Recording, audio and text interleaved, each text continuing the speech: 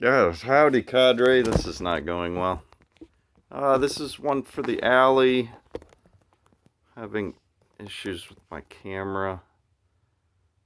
This is take two. Okay, I wanted to talk about shuffling techniques, and I had some issues with this. First of all, this deck went bad. A couple of the cards were stuck together. Holland Board of Public Works cards. They've got nice pictures of tulips on them. And tips for conserving energy. Thanks, Holland. But they're made cheaply. They have square corners, and I think they got warm at some point, and a couple of them stuck together. Anyways, but I wanted some regular size cards to go over some of these. I want to cover 6 techniques for shuffling. There's debates over which ones are better. Some randomize more, some are easier to do.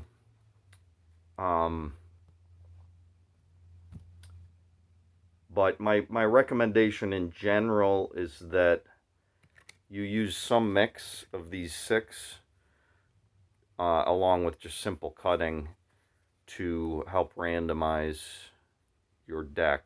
A mix of techniques is going to help compensate for each of their, drawbacks. So, yeah, the weave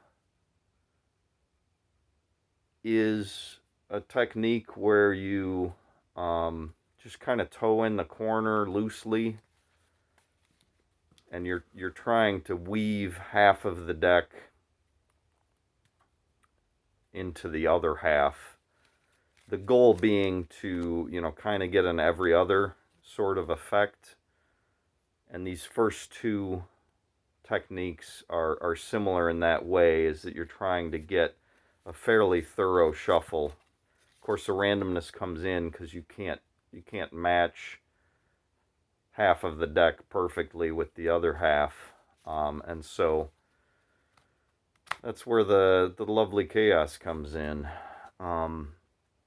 The weave is also called the Faro, Faro, Faro. I don't know how that's pronounced. I just read that online just recently. Um, it's a pretty good technique for large cards. And I found that with tarot, I can kind of set it on my thumb for guidance, and you kind of just, one of the goals is to be loose with it, to just kind of let the cards fall in. And often I will try to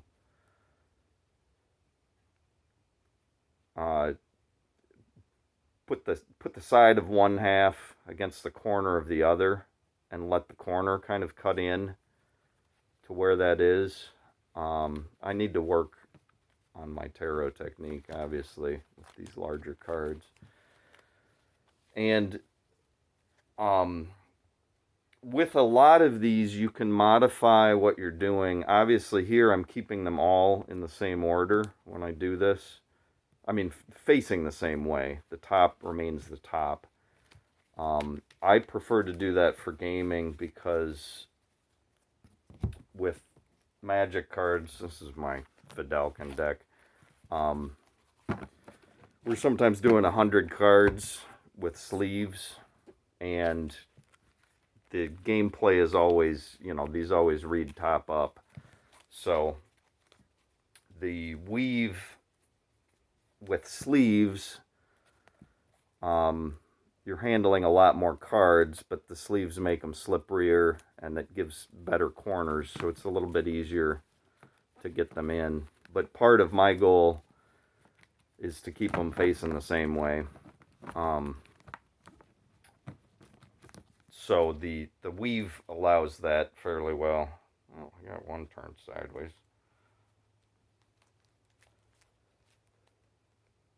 The second one, the Riffle shuffle, is probably the most common one. And yeah, with both of those, obviously with the weave, if you want to turn them around, you just rotate half before you do it. In a similar way, come on, I don't need to show you again. In a similar way, the riffle can be done so that they stay facing the same way. Riffle relies on bending the cards and releasing them slowly. It's a pretty good technique to interlace them. And then often people bridge afterwards. Bridging can actually help prevent your deck from curling too much because you're reversing the curl. Convex versus concave or whatever. And again, instead of keeping them aligned, if you want to flip them, you just rotate, you know, between shuffles. Now, there are a lot of ways to do the riffle. Some people do them sideways. It's maybe better for smaller hands. I'm not used to it. You can also do it without as much bending if you just kind of release and let gravity guide them. That maybe gets you bigger chunks because the curve allows, especially the lengthwise, the curl allows that pressure to release them more singly. You can get a better weave. But even the long way, you can rely on gravity more than pressure if you don't want to bend your cards as much. Some people like the curl. I don't know. Another technique I've seen is to, I don't know if I can do it, kind of use the corners. Yeah, I can't do it. How do people do that? I think it relies on holding them diagonally. I don't think I like this. And then interweaving the corners. I guess I could get used to that. Oops. Nope, not that quick.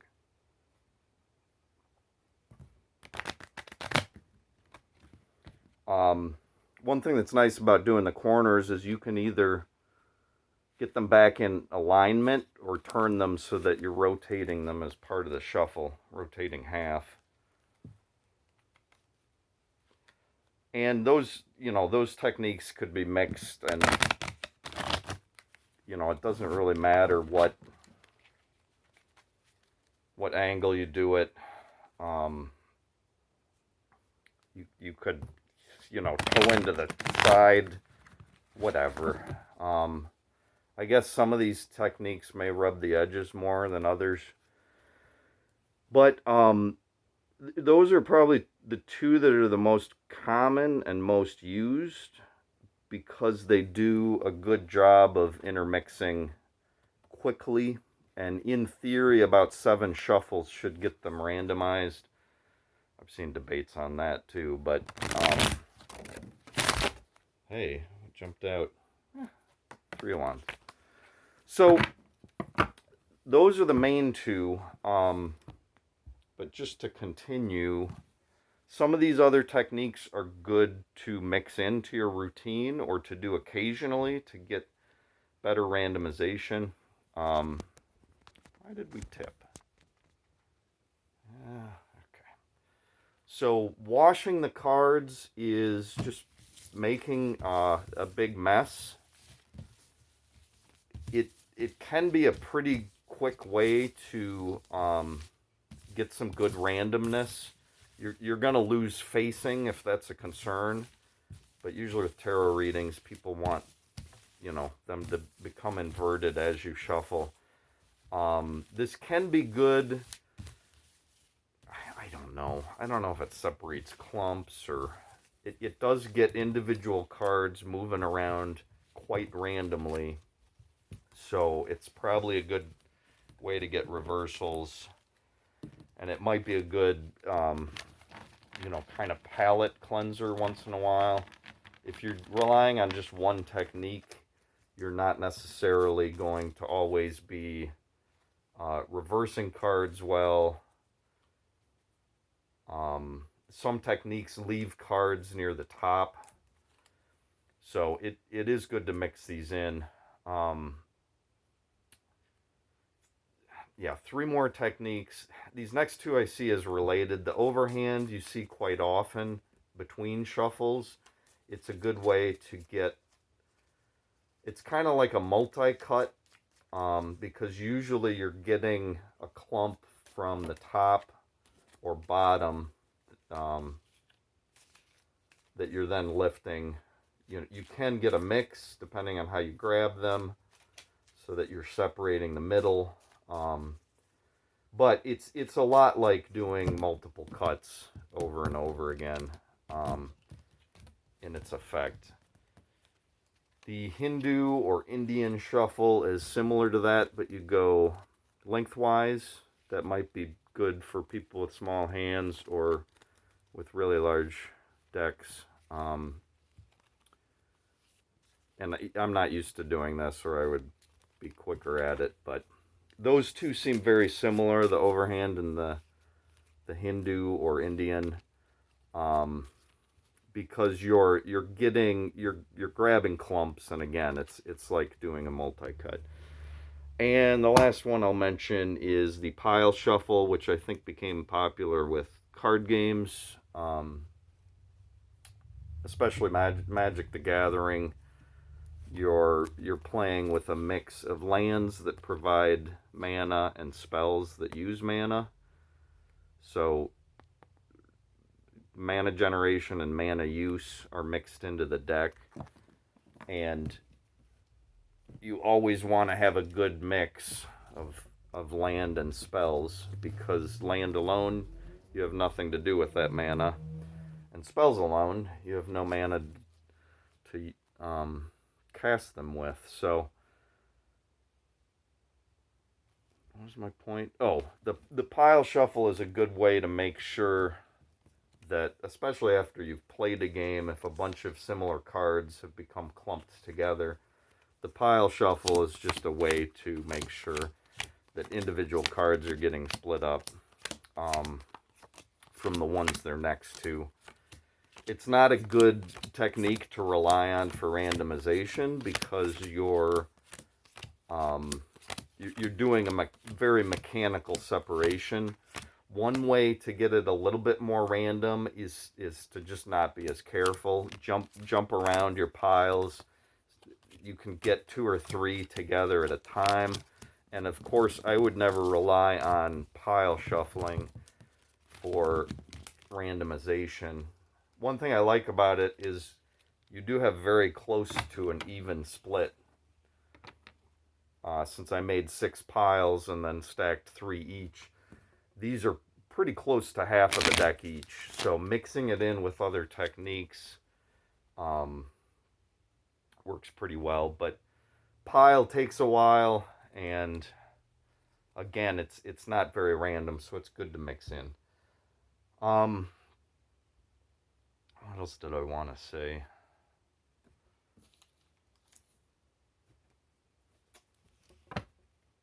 I guess that's it. The weave is also called the Faro. I said that. The Riffle is also called the Dovetail. I think because especially if you're doing corners, dovetail comes from carpentry, and it's a method of joining 2 pieces of wood by dovetailing them in. You get a strong corner joint.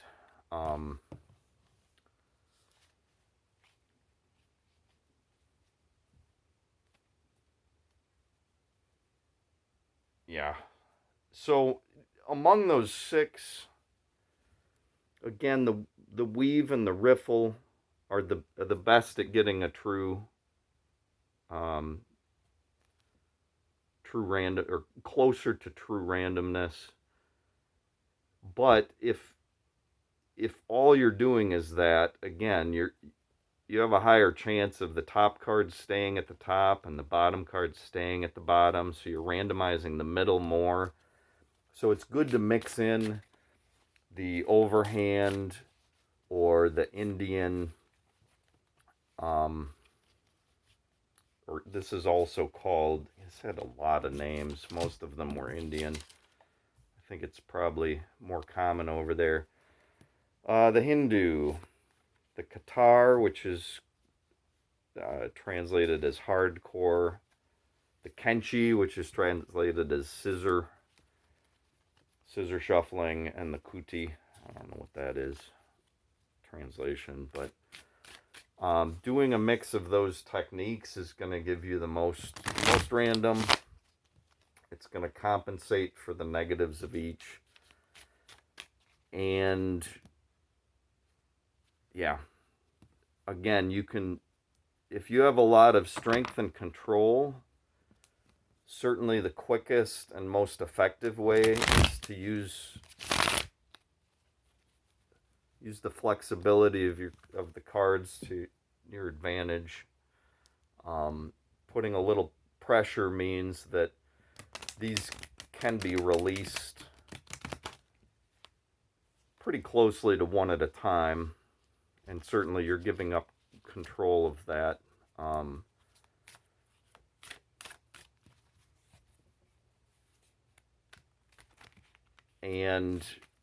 But again, you can loosen your grip, let gravity do the work.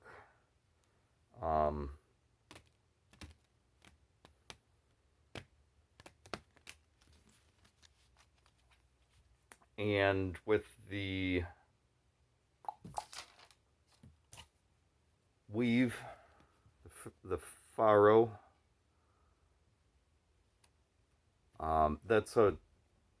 that's done better as a more loose hand technique. Sometimes just kind of caging your deck with your fingers and shaking them will get them to fall into place. I really like the weaving for Magic cards. With Commander, we have 99 card decks with plastic sleeves to protect the cards that we're often shuffling. But the plastic sleeves have real nice corners, and so it's pretty easy with a loose grip to weave them together. And that's a technique that it's easy to keep them all facing the same way, which is nice for playing card games because they're all upright. Yep, I guess that covers it. 20-minute video. You probably didn't need to watch the whole thing, sorry. Half of it, probably covered most of it.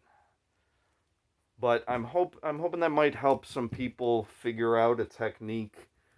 For some people, you may want to, with smaller hands, you may want to do things sideways. Can you weave from the end? Yeah, I mean, it's hard.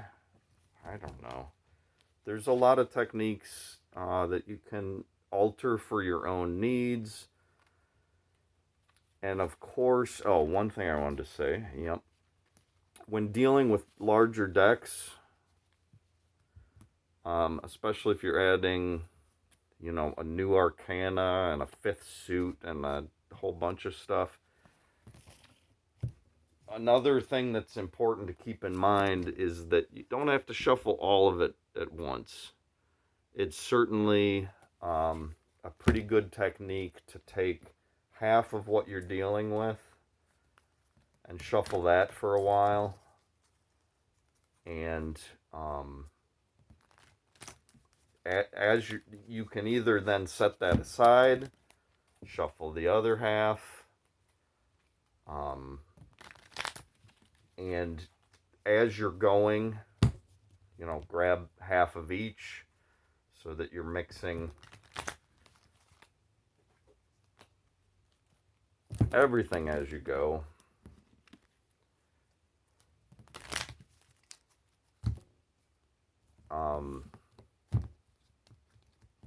Some people like to multi-cut,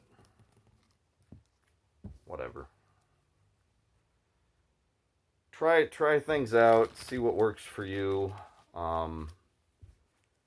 If your deck is too big, don't be afraid to, you know, break it into 4 piles and shuffle 2 of them together, and then take half that pile and half of the other. And again, I recommend incorporating multiples of these. Maybe you want to do a pile shuffle first, and then a mix of overhand and weaving, or Indian and riffling,